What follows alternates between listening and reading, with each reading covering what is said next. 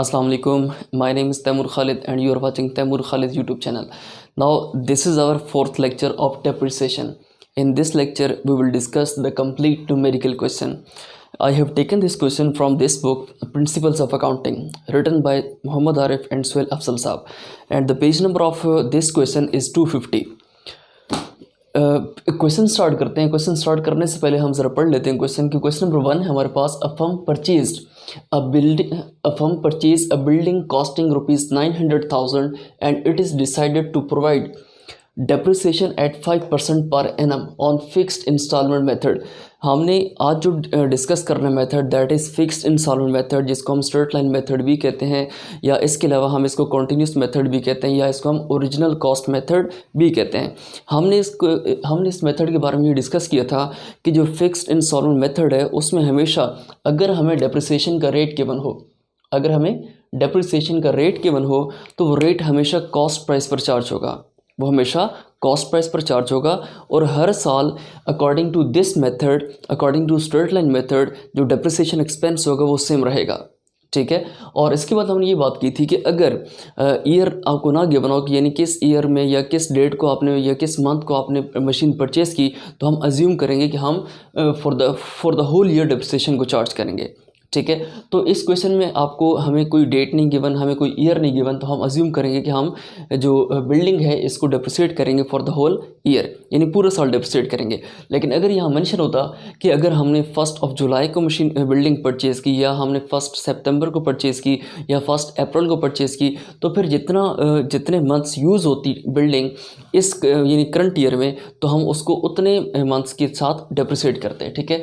यानी for example अगर 1 जुलाई को परचेज़ होती तो इट मीन्स कि 6 मंथ करंट ईयर में यूज़ होती बिल्डिंग, तो हम क्या करते हैं कि जो भी रेट होता वो डेप्रिसिएशन, ये जो रेट होता इसको कॉस्ट प्राइस पर चार्ज करते और उसको हम मल्टीप्लाई करते विद 6/12. ठीक है. अब 6/12 का मतलब ये है कि हमने बिल्डिंग को करंट ईयर में 6 मंथ यूज़ किया, दैट्स वाई. अगर हमने 9 मंथ यूज़ किया होता तो फिर 9/12 हो जाता. लेकिन इस क्वेश्चन के अंदर हमारे पास कोई टाइम अपॉर्चुनिटी नहीं है कि कुछ हमें नहीं बताया हुआ कि हम कितने मंथ्स यूज़ करें करंट ईयर में. तो हम अज्यूम करेंगे कि मशीन जो बिल्डिंग है ये for the whole year use हुई. ठीक है. डेप्रिसिएशन कैसे चार्ज करते हैं, हमने बात की थी कि जो डेप्रिसिएशन है वो हमेशा, जो रेट है डेप्रिसिएशन का वो हमेशा चार्ज होगा against cost price of an asset. तो हमारे पास बिल्डिंग है, बिल्डिंग की जो कॉस्ट प्राइस है दैट इज 900,000. तो ईयर 1 की depreciation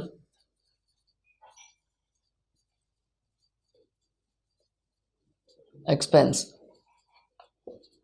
year 1 depreciation expense year 1 का जो होगा दैट इज, हमारे पास कॉस्ट प्राइस गिवन है 900,000, इस पर हम चार्ज करेंगे एट द रेट 5%, 5/100, और हमारे पास कोई टाइम अपॉर्चुनिटी नहीं है. इसका मतलब है कि for the whole year asset use होगा. तो इसको हम डेप्रिसिएशन चार्ज करेंगे. तो this is equal to 900,000 multiply by 5 divided by 100.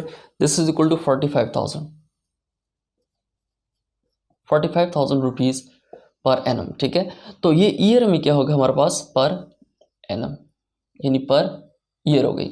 ठीक है. तो ईयर 1 में जो डेप्रिसिएशन है दैट इज़ 45,000. और हमने ये भी पढ़ा हुआ था कि जो स्ट्रेट लाइन मेथड है, ये जो आपके पास ओरिजिनल कॉस्ट मेथड है, ये जो कॉन्टीन्यूस मेथड है, या जिसको हम कहते हैं कि फिक्स इंस्टॉलमेंट मेथड, इसमें हर साल डेप्रिसिएशन सेम होती है.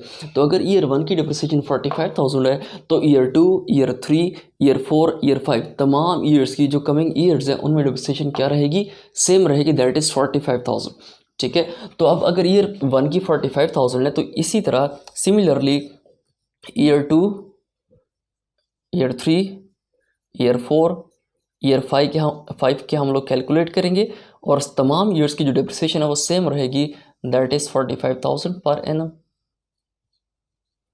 45,000 and 45,000 again and then 45,000 again. तो ये हमारे पास हर साल की डेप्रिसिएशन क्या रहेगी, सेम रहेगी. ठीक है. अब इसको हमने फर्दर चार्ज करना, मतलब फर्दर हमने ये जो एक्सपेंसेस हैं या जो भी कॉस्ट है इसका हमने एक स्केड्यूल बनाना है, that is called building account, या जो भी एसेट अकाउंट होगा. ठीक है. अब एसेट अकाउंट को बनाने के लिए हमारे पास हम क्या करेंगे, यहाँ पे इसको बना लेते हैं. ये हमने स्केच कर लिया.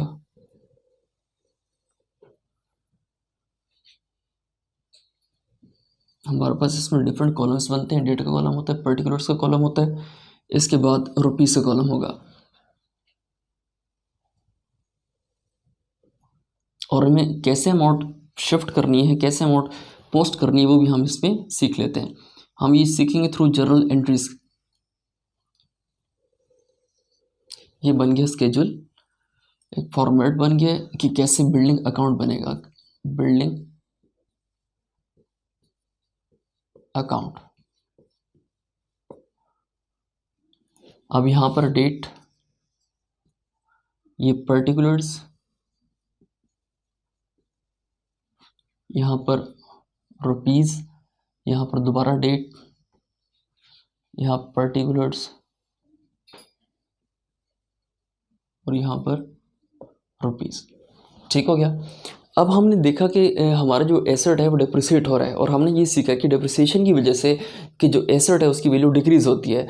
तो मतलब ये होगा कि जो डिप्रिसिएशन क्या है, हमारे पास एक्सपेंस है, एक्सपेंस की वजह से जो एसेट है उसकी वैल्यू डिक्रीज होगी। तो इसमें जो जनरल एंट्री होगी that is equal to what, कि डिप्रिसिएशन एक्सपेंस अकाउंट हमारे पास क्या होगा, डेबिट होगा, और जो बिल्डिंग अकाउंट है वो हमारे पास क्या होगा, क्रेडिट होगा। ठीक है। और कितने से, हर साल 45,000 से, हर साल क्या होगा 45,000 से ये वैल्यू डेबिट होगी और ये वैल्यू क्रेडिट होगी। इसके साथ हमने एसेट को परचेज भी किया था। जब हम एसेट को परचेज करते हैं तो पेमेंट करते हैं, कैश पे करेंगे, और एसेट हमारा इंक्रीज होगा। यानी कौन सा एसेट इंक्रीज होगा, बिल्डिंग अकाउंट इंक्रीज होगा, और जो दूसरा एसेट है कैश वो डिक्रीज होगा। तो जब एसेट इंक्रीज होता है तो डेबिट क्रेडिट रूल के मुताबिक एसेट अकाउंट डेबिट हो जाता है, और जब एसेट डिक्रीज होगा तो रूल के तहत एसेट क्रेडिट हो जाता है। तो हमारे पास यहाँ पे ऐसा होगा कि बिल्डिंग अकाउंट डेबिट, और जो कैश अकाउंट है वो क्रेडिट। और ये कितने से, 900,000 से। ठीक है। तो इसको भी हम लिख लेते हैं कि ये हमारे पास होगा 45,000 से, और ये वैल्यू क्रेडिट होगी विद 45,000 हर साल। ठीक है। और डिप्रिसिएशन एक्सपेंस हमेशा ईयर के एंड पर चार्ज होगा। अब हम कैसे पुटिंग करनी है, हमारे पास डिप्रिसिएशन एक्सपेंस क्या हो रहा है, डेबिट, और बिल्डिंग अकाउंट क्या हो रहा है, क्रेडिट। हम बना रहे किसका अकाउंट है, बिल्डिंग अकाउंट, क्योंकि हमने journal ledger trial balance first year में सीख लिए। तो उसमें हमने क्या करना होता है कि जो अकाउंट होता है, यानी ये क्रेडिट अकाउंट है, तो इसकी वैल्यू हम क्या लिखेंगे, क्रेडिट साइड पे, यहाँ पे 45,000 because of depreciation expense, because of depreciation expense. ठीक हो गया। इसके बाद हमने एसेट को परचेज किया, तो बिल्डिंग अकाउंट क्या हो रहा है, 900,000 से डेबिट, हमने 900,000 को डेबिट कर दिया। और बिकॉज ऑफ कैश अकाउंट या बैंक अकाउंट, कैश अकाउंट या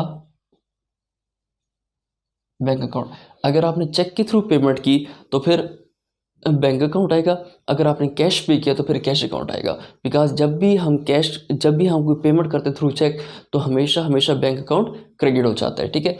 इसके बाद हम देखते हैं कि दोनों साइड्स में से कौन सी साइड बड़ी है हमारे पास ओबियसली ये साइड बड़ी है, तो इसका बैलेंस हम क्या करेंगे, दोनों साइड्स पर रिकॉर्ड कर लेंगे। 900,000, ये बिल्कुल सिमिलर जैसे लेजर्स हम करते हैं वैसे ही कर रहे हैं। ठीक है, 900,000।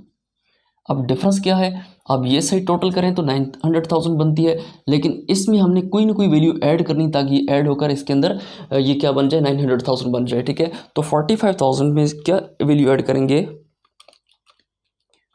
तो हमारे पास 855,000। ठीक है, 855,000 अगर हम ऐड करें इसमें तो अल्टीमेटली क्या बन जाए, क्या बनती है, 900,000। तो मतलब ये कि इस साइड से डिफिशियंसी कितनी थी, 855,000 की, और इस डिफिशियंसी को हम कहते हैं बैलेंस कैरी डाउन। इस कैरी डाउन को नेक्स्ट ईयर में हम लेके आते हैं balance brought down, that is 855,000। और दोबारा ईयर 2 में भी हमारे पास डिप्रिसिएशन एक्सपेंस होगा, दैट इज 45,000। दोबारा वही काम करेंगे, जो साइड बड़ी होगी उसको हम क्या करेंगे, दोनों तरफ रिकॉर्ड कर देंगे। ओबियसली ये साइड बड़ी है डेबिट साइड, तो हम इसको दोनों तरफ रिकॉर्ड कर देंगे 855,000। और अब दोबारा देखेंगे कि यहाँ पे भी 855 5,000 कि ये साइड दोबारा कितनी शॉर्ट है, तो जितनी शॉर्ट होगी दोबारा बैलेंस कैरी डाउन उसी तरफ आ जाएगा। इसमें से हम 45,000 अगेन लेस कर लेते हैं, तो this is equal to 8 lakh 8 lakh 10 हज़ार रुपये, ठीक है। And this is called balance carry down, और नेक्स्ट ईयर में balance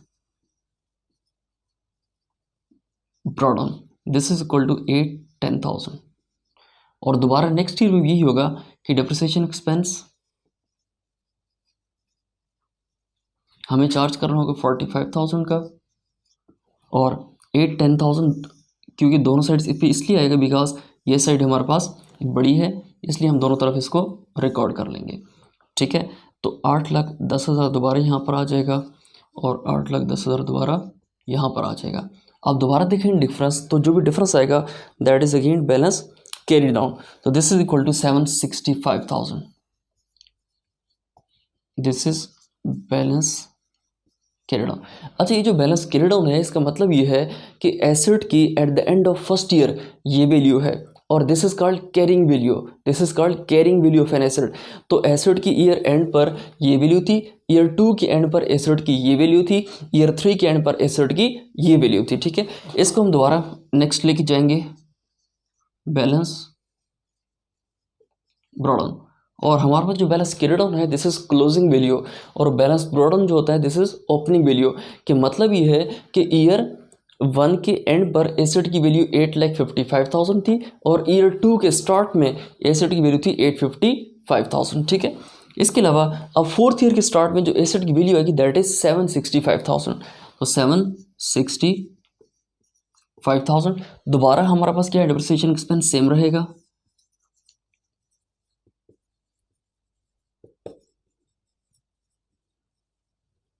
that is 45,000।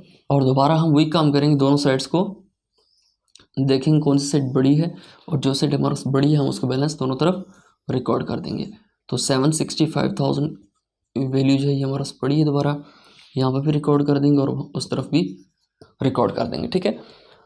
Again this is depreciation expense. दोबारा हम डिफरेंस देखेंगे कि डिफरेंस कितनी वैल्यू का है, दैट इज 720,000। इसका मतलब ये है कि एसेट की at the end of fourth year जो वैल्यू है that is 7,20,000, balance carry down, and next balance brought on, that is equal to 720,000। Again year 5 में दोबारा एसेट की वैल्यू क्या होगी, एसेट की डिप्रिसिएशन की वैल्यू क्या होगी, 45,000। क्यों, क्योंकि इस मेथड में हमेशा हर साल डिप्रिसिएशन एक्सपेंस सेम रहता है, डिप्रिसिएशन एक्सपेंस 45,000,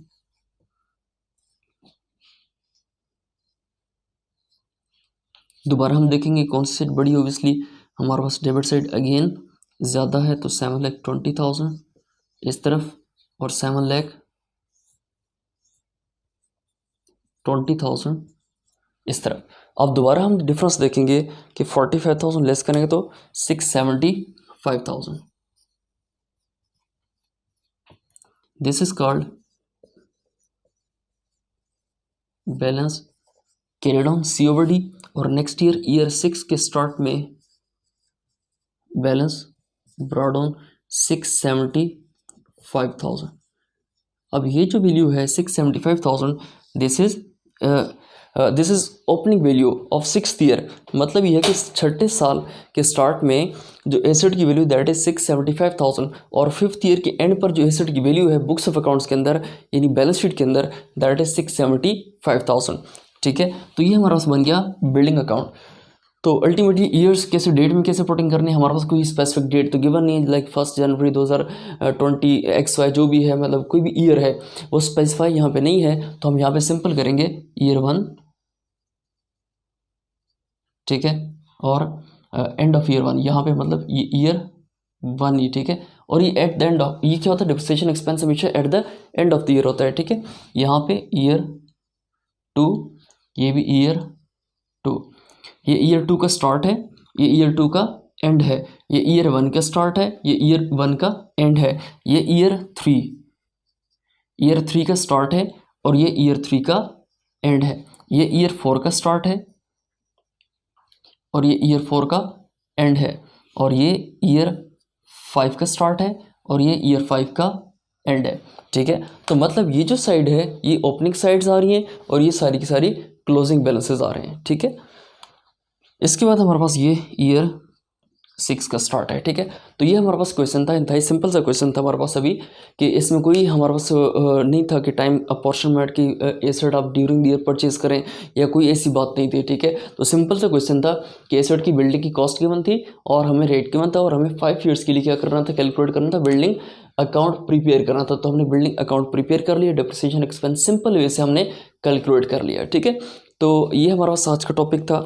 इंशाल्लाह जो कमिंग वीडियो है उसके अंदर हम दोबारा डिप्रिसिएशन को कैलकुलेट करेंगे, एक्सपेंस को थ्रू दिस मेथड अगेन, लेकिन उसमें हम क्या करेंगे, हम कुछ स्पेसिफिक ईयर्स लेंगे और साथ साथ हम क्या करेंगे, टाइम अपॉर्चुनमेंट को भी ट्राई करेंगे। ठीक है, कि उसको हम कैसे डील करेंगे।